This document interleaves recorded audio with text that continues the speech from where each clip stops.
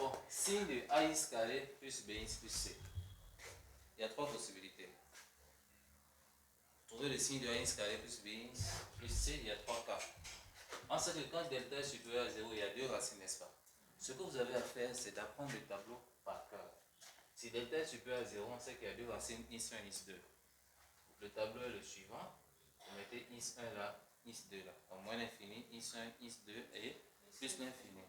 Mais attention, il faut d'abord mettre la plus petite des deux valeurs. Si par exemple tu trouves is1 égale 3, tu trouves is2 égale à moins 1. Dans ton tableau, tu ne vas pas d'abord mettre 3 et ensuite mettre moins 1. Il faut ordonner. Il faut faire quoi? Ordonner. Ne dites pas après que non, dans le cours on a mis is1 avant, is2. Non. À vous d'ordonner les racines. Ok.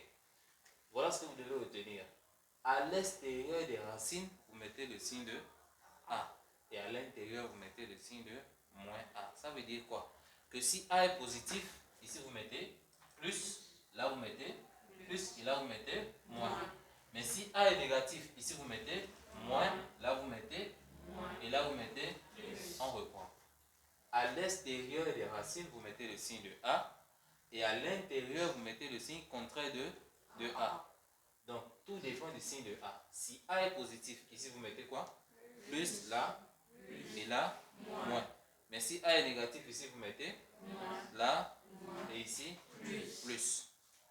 Donc, quand delta est supérieur à 0, on a le signe de A à l'extérieur des racines et le signe de moins A ou à l'intérieur des racines. On répète une dernière fois.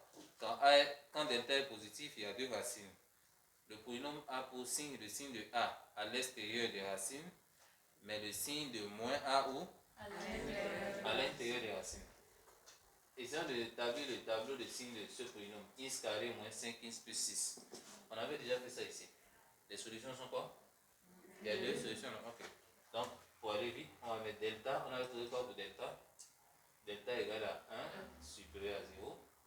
X1, on a trouvé combien? 2. Et X2, on a trouvé quoi? 3. Et je fais mon tableau de signes. Donc, je pars de moins l'infini. La plus petite des valeurs, c'est 2. Ensuite, 3. Et plus l'infini. Mon polynôme, ici, je peux mettre P de X, comme je peux recopier le polynôme. Donc, moi, je vais recopier le polynôme. X carré moins 5x plus 6. Il s'annule là et là. Quelle est la valeur de A ici? Quelle est la valeur de A? C'est 1. A est égal à 1. Et quel est le signe? Donc, à l'extérieur, je mets là. Mais à l'intérieur, je mets moins. C'est tout. C'est compliqué à retenir. Le premier cas est fait. Venons au deuxième cas. Lorsque delta est égal à 0, tout le monde sait qu'il y a une seule racine, n'est-ce pas? Oui. Ici, vous n'avez même pas retenu grand chose. Vous dites simplement quoi? Qu'à gauche de la racine, c'est le signe de A. À droite aussi, c'est le signe de A. C'est le signe de A à gauche et à droite. Signe de A à gauche, signe de A à droite. Des deux côtés, c'est le signe de A. Si A est positif, ici, vous mettez quoi? Et là. Mais si A est négatif, vous mettez quoi ici? Et là. Si A est positif, vous mettez quoi là? Ici. Si A est négatif, vous mettez et moins. Essayons ça. Ici, il faut calculer delta. Delta est égal à quoi? B au carré, donc 6 au carré. Sortez les calculatrices. Moins 4 A C. 6 au carré, ça fait 36. 4 fois 3, 12. 12 fois 3, 36. 36 moins 36, ça fait 0. Delta est égal à 0, n'est-ce pas? Il n'y a qu'une seule solution. I0 qui est égal à moins B. B égale à combien ici? 6, n'est-ce pas? Donc, moins B sur 2A. Ça fait moins 6 sur moins 6. Et la réponse est combien? 1. Donc, la racine double ici est égale à 1. Allons au tableau de signes. Le tableau de signes sera donc x moins l'infini, 1 et plus l'infini. Le polynôme c'est moins 3x carré plus 6x moins 3. Geneva, quelle est la valeur de A ici? A égale à combien? Faux. Quelle est la valeur de A? Moins 3. Et donc là vous mettez le rond. A est égal à moins 3. Quel est son signe? Donc je mets quoi ici? Je mets quoi là? C'est tout. C'est compliqué. Ça vous dépasse? Dernier cas, quand delta est inférieur à 0, il n'y a aucune solution. Tout le monde sait ça. Il n'y a aucune solution du tableau de signes. Puisqu'il n'y a aucune solution, il n'y a rien à mettre ici. Il n'y a aucun nombre à mettre ici. Parce que quelle est l'erreur courante? Les élèves, que font-ils? Ils calculent tout delta peut-être égal à moins 5. Et ils cherchent à mettre le moins 5 dans le tableau. Non, delta ne figure jamais dans le tableau de signes. Delta ne figure jamais dans le tableau de signes. Mais c'est l'erreur que vous commettez pour la plupart. Vous trouvez delta égal à 3 ou bien moins 3, vous voulez mettre moins 3 ici. Non? Ici, on ne met que les solutions. Donc, quand delta est inférieur à 0, on sait qu'il n'y a aucune solution. Quel est le signe du polynôme? C'est simplement le signe de A. Si A est positif, tu mets quoi là?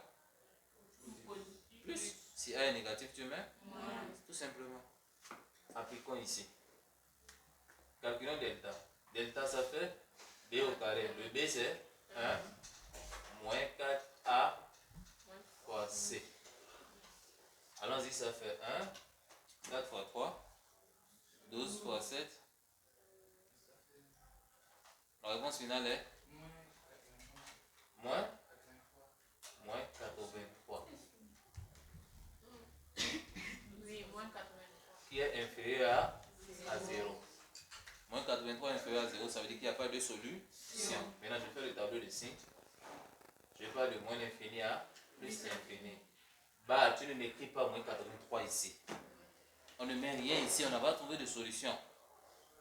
On n'a trouvé aucune solution, donc vous ne mettez rien là.